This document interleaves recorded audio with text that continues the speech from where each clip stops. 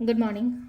Ngasi se ko ye Thasi ko. Ai se video so hana se moldre katang thabak chin baga kot baga do Thasi numit se katang Towba Yaba manifestations hai hai patang share tok jar ke mang to yu do chama nei ko reminder ina sum hapchare ko ina ma'am gi damakta ado khwai ahan ba ko ai se hojik ishama haras ne ko haidi sum ayuki thabeng khang loira ko laga haidi iru mai thajaba ko loina loiraga haidi khwai first thing ko ina tawgadab se kaino hai kan se da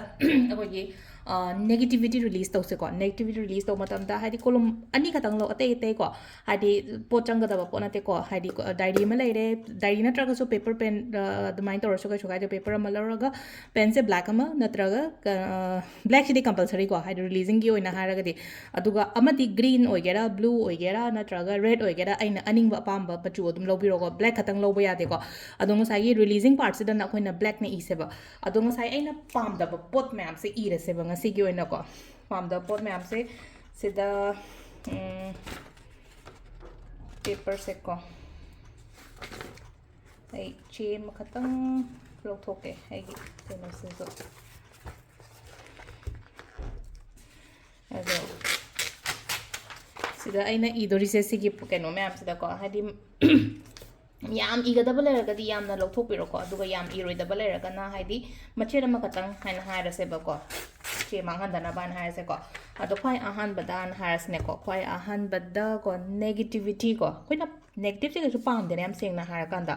aduna khwai first thing black ne idoi se kaino hai kan se da negativity negativity negative energies ko negative energy su palm day negativity su palm day degi makata na dum ira so ko 1 2 thadra ko so ni 1 buli thajallure ko adum mathang da hai tar ko blockages haira se ko haidi blockages any kind of blockages ko moi da paisa gi blockages khatang na tabi da ate ate block lai tor thabak to bute oi da basu dum light yawgal na ko haidi money blockages khatang na tabada haidi blockages haida sida loina everything loina include o hela se ko haidi blockages ya money blockages oiro da ya da bai oiro ama oiro ko adum haidi bad luck haina haira se ko si su keno apam ba kanam yaw de na ko adagi bad relationship haina haira se ko si chu pam de na haidi pataba relationships ti ka chu pam de na ko adagi illness kaina ga haira se ko ana ai kumba kai gumba yam leiraga di illness kumba haira se ko adagi bad educations kaina haira se ngang gi on ibira se sida haidi ina pam den angang ai angang se haidi education pataba khotaba adum pam den na ko adagi toxic person na haira se ko samna ha ba sumana haidi toxic person means ai koi bada leiba mi phataba mayam se hai tare ko siu su aina apam bana te ko toxic person ke ka aina iningi ba mayam do loina ira se ba sida leina ko haidi toxic person bo haire ai gi health ngasai gi haide ai ngasai illness ana ai kumba yaw ba khopa haira se adum mayam do ko aduga si sina hai tare ko haidi cut ko loina ka that pira se sigi pot se ma ko ka that laga kamai to ga ge hai tara kan da ko che se ai rom do on ma suna kan on tho ga noi segai gra segai raga haidi dustbin da discard to gra se ko sigi pot se ma sima lai re ko doga ngatang relax oiraga lebiro ko haidi si lothokhra matung da chat khare haiba isa sida ko loina mak chakre ko thre ana khala ko adu dum lere ko aduga mathangi journal ibasi di haidi segai raga di langtho ore se ko adum thammase raga di agi diary sida ko aina pame potse aina pame podana haragadi handaki lakadoriba tha degi lakadoriba matam khara lakadoriba chahi daga sum lay oiraga su ko hari sida ire se ba ko sida ire se haiba gyatradi dear universe aina dum haina ko hadi ahambada aina igada bai mong se kaino hai kan sida dear universe ko dum china dum hai ko make sida sing na udaba yai ko camera oiba se kaino tawbani na ko dear universe ko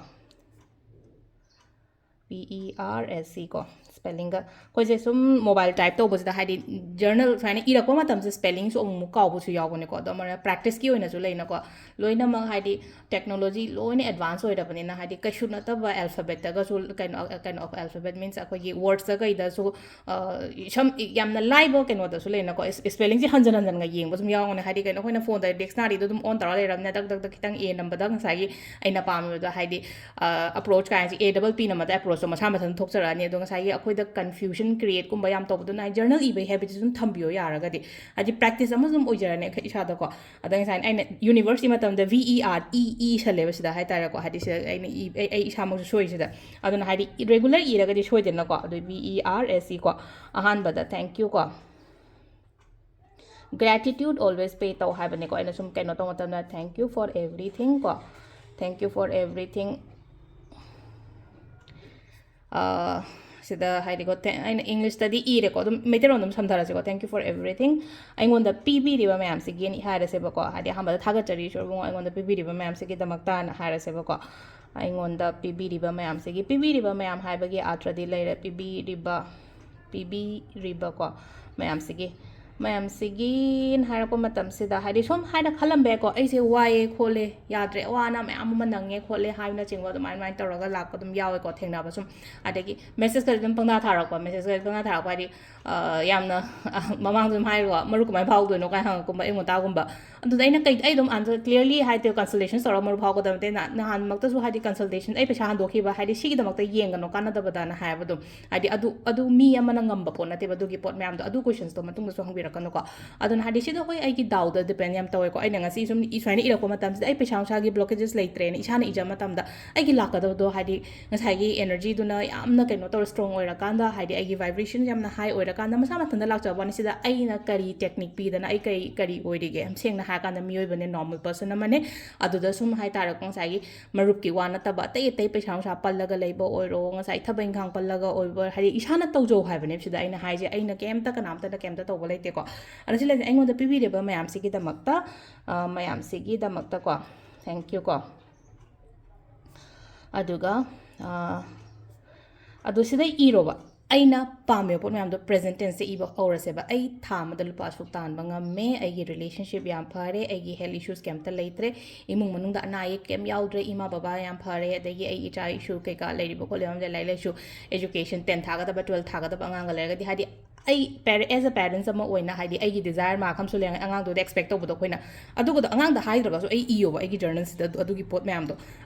adumaina loina ibibe ba nuaitaba khotaba haitara ko ai wakhan yam nuaire kaina haibdo ngasai nuaitaba duna hadi release to hongre ha be patana ko aduga ani subajana kaina ai hachang yam nuaire hadi positivity na thalle ai gi life da hadi aphaba ma blessings isor gi blessings kumba kai kumba yam leire khole kaina tor adumaina pura irani ko paper se last ta thank you ani iraga haitara ko ai gi ming ibira mo ba hanglem athoibi har ai ming haraga hanglem thoibi hadi som gi ming haitara ko kaina tor aina sida line amani khatang di haire ko adunga sai munna tabirong gani na ko ahamba horok paisina dum lena ko hari thank you haina ha ko thank you for everything engon the video ma'am se ki damakta aduga aina ningi ba ma'am do hari phange yare oire haina khalaga adumai toro ga hai tare wish amaga amagam ta manade health katang ni basu yaro ngani ko pasha katang ni basu yaro ngani ko aduduna hai tare ko hari sida leise aina iningi be ningo ma'am do iraga last ta thank you haina dumai taraga lotion biro ko aduga ai isagi ming makha da ibiramo aduga sigi keno sina paper sen lei jasno ai diary dum lei jasno haidi burn to ko pa sagi aina ni riba mayam se haidi phanga kan da di che se mai thado ga ma gi ashes se blow to thoki ba pan da haidi full on kam thoki ba do adu dum ta ba ko aduga sai negativity gi adu dum di aina haizagre ko adu si se to biro new moon new beginning new chapter nyam seng haidi vision board ama sem ba vision board means aina akoina phone da kai da leina ko haidi nga sai gi aina pam pon macha mayam to loina collage to hapa ma hadi merge tawraga kholaga mai tawraga hadi kaino ma da wallpaper ma da natraga ama khatang pame ka haraga di ama khatang pesa pame aga di pesa khatang relationship kaina haraga di love kaina iraga dum ai wallpaper to hek hapa aduga education kaina har ko lai shu yamna kaino to hadi am positivity gi sign ama kai ma gari lege kai haraga di gari gi pictures to hapa natraga yum sagi ka haraga yum phazaba ma gi pictures kumba hapa mai tawra wallpaper da kaida uraga di isa da hona ningwa ma su phawina hadi adu hapaga only just to maga leraga du oiga da bana tena ko uraga di ngasai gi hadi gari ma yum ma kari ma sum khai se ai hona ning bagi sha ta kanam ai si lai doi ni ko lai da ya de ko hai bagi adu gi thoughts ni ko adu sida lai re ko akoi gi ngasi khitang theng di theng tar su horen numit hadi pung phanam lai ri bana baro bok mamang da tawbiro ko si pot myam sa thank you